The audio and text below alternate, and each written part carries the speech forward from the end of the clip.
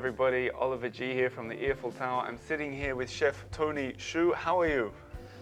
Great, thank you. It's really nice to meet you, and thank you for not just showing me your restaurant here at the Shangri-La, but also the kitchen. Yeah, great. Let's go. First, I've never had a Chinese chef on my show before. Okay. So I want to talk about Chinese food and Chinese culture and how it mixes with Paris a little bit first. I think food is a very important part of life for French people. Yeah. Food is crucial to life in France. Is it similar? I mean, Chinese food has this world reputation. In China, is food a very important part of life? Yes, exactly. And you can saw the few city, Chengdu, Guangzhou, even Beijing, right? Like people really go for food and not really cook at home. Yeah. And, but here also I can see people like to eat outside, Yeah. like to go to the restaurant, enjoy the food, enjoy the life. Well, there's a thing in Paris, a lot of people have very small apartments, and so it's quite important to go out into a restaurant. People say that a restaurant, like the local bistro, is like your kitchen. It's or your living room, your dining room, you know? Yeah. So, I don't know. What about in the 13th arrondissement of Paris, there's a very strong Asian community, a rich Asian community with lots of Chinese food and Chinese shops. Have you spent any time there? Yeah, I did, Yeah. and I will say here is like more like the China, maybe some street casual restaurants or like a lot of small restaurants. Yeah. And street food, easy to get what you want. Yeah. And very quick and easy, right? Relax. Yeah. Yeah. The flavors I think is interesting. Yeah. Yeah. And I saw also many foreigners there to try, right? Yeah. To try different. Yeah. That's great. So it's okay that it's generally you get good food over there? Yeah. And because it's like very simple is someone he only focuses dumplings. Yeah. Or someone only focuses maybe one duck, right? Everyone can do good stuff. Yeah. Even they do less, but less doesn't mean not good, right? Yeah. Many times they make things is good. Yeah, right. I'm curious about talking about your menu that you've got here because I know that it's a lot of Chinese food, but I know some of it is being mixed with classic French food. And maybe we can talk and walk towards the kitchen. But I'm curious, shall we walk in towards the kitchen? Sure. I'm curious to hear, I know that one of the signature things that you guys are doing is foie gras with a twist. Yeah, that's Tell me the twist. That's the risk for me to do the foie dish in France, right? Yeah. In Paris. But after we try the a few times and then give it to our local colleague to try and the customer to try, then we find out actually the people like it, and then we're on the menu now. Foie gras is locally produced, very good quality. Yeah. Then I match with the flavor, very traditional, authentic Chinese flavor, sweet and sour. So you took foie gras, so it's a sweet and sour foie gras. Yeah. So a Chinese twist on a beloved French Yes, dish. exactly. That's concept, the Asian Western meat together, right? And I can't, is that on the menu, because I'm going to eat here tonight. Yeah, you all got it. This is on the menu. Is it a main course or is it more of a typical French starter for foie gras or? I think now is a more Chinese flavor foie gras. Yeah. Where we're walking now, this is the main dining. So we started in like the VIP section back there. Is that Yes, exactly. Yeah. You are the VIP today. Oh, I'm very happy to be the VIP. But I imagine that's more, I'm sure you can't tell me who it is, but it's more politicians and actors and stuff that are down there. Yeah, maybe I'll see some of them when I'm here tonight. But this is the main dining room here. That's the main room tonight, yeah. And as I understand, you guys have had this since 2011, 12, which is when they got the Michelin star that you've kept since then, right? Yeah. Is that a lot of pressure for you? Yeah. That's it's a pressure for me. I need to make sure that everything goes smooth and the Michelin star and the Michelin quality. I have to be delivery. Yeah. So, but I have pressure, but I'm confident for that. Pressure makes diamonds, is what they say. The kitchen is behind this secret door. We can go in. Okay. Look at the kitchen. I'm curious to see inside a Michelin kitchen to see what's going on. Can you show me around a little bit in here? Yeah. So let me show you the first.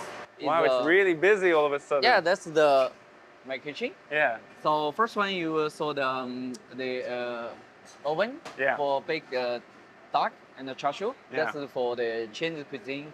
Very important oven to cook the barbecues. Right. Yeah. And then yeah. Go on. After you go to the wok. Can we walk past the woks? Yeah, sure. Because we were talking a little bit about Chinese food and French food, and one of the big differences, as I understand, French food is all about temperature, all about... Yes, I think the cuisine in French and in Chinese cuisine, all about the culinary, all about you need to control the temperatures, right? So important in Chinese cuisine, we control temperature between the wok. You have a turn on and a turn off. Oh my the gosh. fire comes like that. Right. And very different in the French cuisine. You use the oven. You have the temperature control. Yeah. And so what you were kind of telling me before was that because you had to learn French cooking as well and the style of it. You said that one of the main differences is the Chinese food. It's what is it, like more of a feeling or something like that? Like because you also got the steamer cooking things. Yeah. So first we talk about the wok. Because the Chinese cuisine, we need everything done by one wok. Yeah. So for example, I cook one foie gras dish. Yeah. So foie gras inside, sauce inside, and the condiments inside. Then one wok, then you got the dish. Yeah. The difference in French cuisine, maybe you got for example, you pan fry the foie gras, then you got a sauce on side, you got the condiments in the oven, right? Yeah. So we are doing everything in one pot. Right. Wow. So and the food need to be have the burning flavor. Yeah. We call guoqi, means you have the flavor from the stainless steel pot. Right. So the flavor from the pot itself. Yeah. Okay. Then the food is more tasty. Yeah. More delicious. Yeah. Wow. So that's the wok. And you got 4 chefs here with 4 woks. Yeah. Joint wow. service. I bet it's crazy in here when everything gets going. Like tonight you eat, I will be here to cook. Am I allowed to come and have a look tonight? Yeah. I know where the button is to open the door now, so I can come and look. Okay, and the important is the steamer. So let's have a look at the steamer. Lead the way. Yeah. So that steamer is when we have the good ingredients, natural flavor, we wanted to present will be fish, prawn, scallop, this type of thing. We use the steamer, very naturally to cook. Just salt, pepper, steam. Then after we serve it with the sauce. So it's a focus on the natural flavor in Chinese food, a bit of salt or pepper or something like that. Are you going to open it? What's inside? Yeah, and now we have some preparation already. So it's to steam anything when we serve it down, we put the stuff in. Wow. That's easy. So that's here you can see you don't have the temperature control, you don't have a time control. So it's experience. You need to know the fish, how many minutes the fish need to be ready. So we need to have the experience. And it seems to me that a lot of the people working here are maybe Chinese as well. Is that right? Yeah. Okay. Chinese, French, and some of the half Chinese, half French. Right. Right. Yeah, so. Oh mixed, wow. Very mixed. Should we keep going this way? Yeah. Can we fit through? Yep. Okay. 不动啊，我们过一下。Thank you. Yeah. So then we have the chopper section. Then you prepare all the vegetables, meat, then we cook there. And then what this is for? Then is the dim sum. So will be hakao, all the dumplings, buns will be cooked here. Is that like steaming as well? Yeah, here will be steam. See, all the stuff will be steamed here. Have you got other ideas of French food that you think would work well in like this thing is blowing all over the place. Come with me. This you know, like there's these French dishes that are so famous. Like imagine a croissant. Yeah. Just a normal croissant. Are you tempted to take these kind of things and say, what if I steam a croissant and add sweet and sour to it? Are you thinking like that as well, or you got to keep your menu exactly? Yeah, I think the important thing for me to keep the menu authentic. Yeah. Then of course for some occasion, or some special time event or special request, Yeah. I always flexible to do some creation. Yeah. Mix with Chinese and French. Why not? But not a sweet and sour croissant. It's not going to happen. Sweet and sour croissant.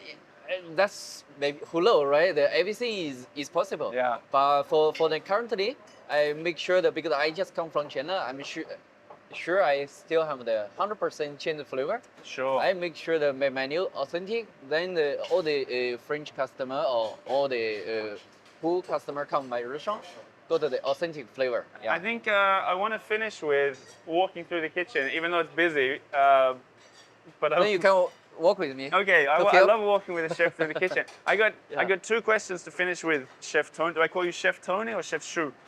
Yeah, Chef Shu is. Chef Shu? Yeah. Okay, my last question is, your menu tonight.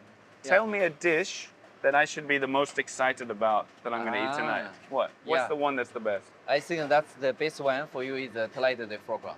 Okay. Yeah, because I just mentioned the foie gras. I tweak the authentic Chinese flavor with the local ingredients, which is the foie gras. Yeah. And very popular in the France, right? Yeah. So that's the concept to do is Western Asian culture mix, and we have this signature dish, and they have a very good story about the authentic Chinese flavor. Right. And we have the local produced ingredient, and which is the very signature ingredient in French, right? In France. Perfect. You know what we're going to finish on as we walk back out into the restaurant, I think? Yeah. I want you to, if you don't mind, I want you to tell me some Chinese words that I can learn. Yeah, I'm happy to. They'd go nicely with eating and food. Okay, we'll end on a Chinese lesson. We'll see how I go. Firstly, thank you. Thank you. How do you say this? 谢谢. 谢谢. That one's easy. Yeah, that's easy, right? 谢谢. 谢谢. Yeah. You can be really brutal if my pronunciation isn't good. 谢谢. 谢谢. Yeah. Okay, and then how do you say delicious? Like that's very good food. 非常好吃.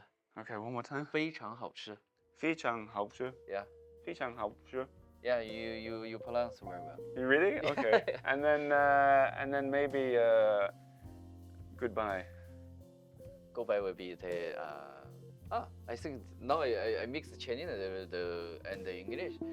In Chinese we say 再见. Yeah. Say it again. 再见. 再见. Yeah, 再见. 再见. Okay. Well, in that case, 谢谢 and 再见. Thank you and goodbye. Thank you for showing me your kitchen. I'm looking forward to eating here tonight, and it was really nice to meet you. I'm so happy to share my kitchen. It was a real pleasure. I appreciate it. For you guys, there'll be more information in the show notes below, so you can find out how you can come and eat some of Chef Tony Shu's food for yourself. But until then, merci beaucoup and au revoir. Merci beaucoup.